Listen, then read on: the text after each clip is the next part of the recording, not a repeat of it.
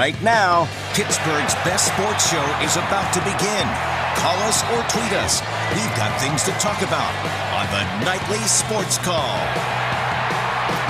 All right, thanks a lot, Ken, and thank you for tuning in to the Nightly Sports Call. Give us a call tonight, 412-575-2600, or you can always send me a tweet at Richie Walsh. We'll be taking your phone calls and your tweets in just a couple minutes. Ron Cook is in to be my co-host tonight, so we're going to be talking about Stephon Tuitt and what Mike Tomlin said about Le'Veon Bell. Also, Ben Roethlisberger joined Ron Cook on his weekly radio show on 93.7 The Fan with Ron, and we'll talk a little bit about that. If you want to call in about the Buccos, that's on the table, too. Also, the Penguins start training camp on Friday. But the big stories today concern the Steelers. They escape in a game. They escape in Cleveland.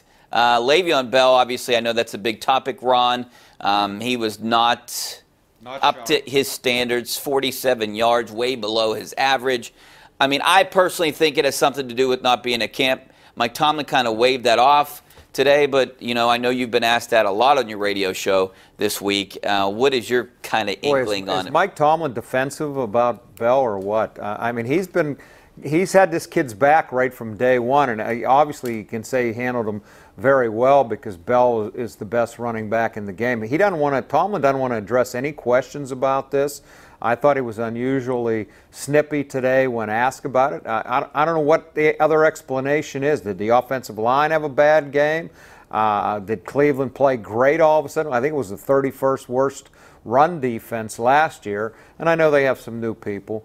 Something was wrong because Le'Veon just didn't look sharp. He didn't look functional in the pass game, and I have to think it's because he missed time. And I'm a guy who predicted he'd have a big day Sunday, and I was totally wrong. I don't know. I like to think he'll be a lot better in Game 2 this week, as long as he's not eating too many of those blizzards at Dairy Queen that he made today.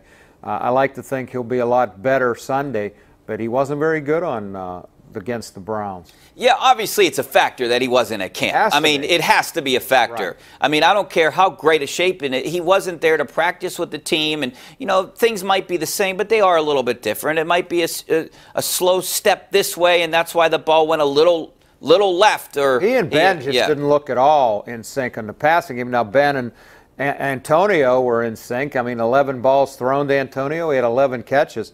They looked fine, but for some reason, Bell just not a big part of the offense. And if they play like this against Minnesota, we saw what they did last night.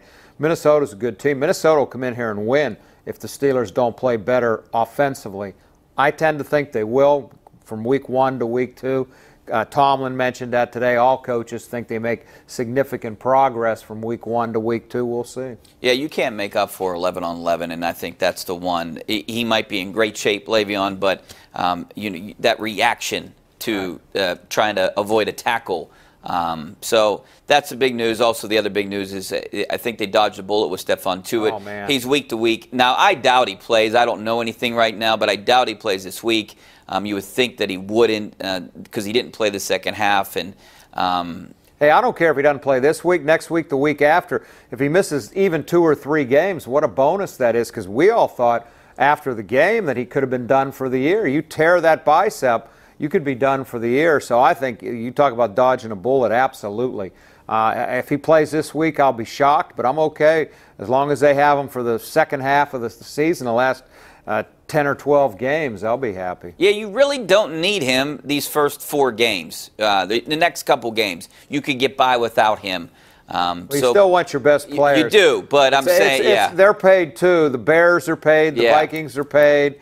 They get their checks too. So you go in thinking you can get by with your secondary players, you're probably going to get beat. But, hey, you let them get healthy and then be able to play down the stretch. That's what I want. You talked to Ben today. Where does he think this team needs to improve the most from week 1 to week 2? Well, I mean, he was pretty defensive, too. He goes, a win's a win. There's no style points. He made it a point to say this isn't the BCS where, you got to win by 20 points, 30 points. He thought little things were wrong. Obviously, the penalties just killed him. And there were, I think, 3 or 4 holding penalties. He talked about that a little bit. He said all stuff they can clean up.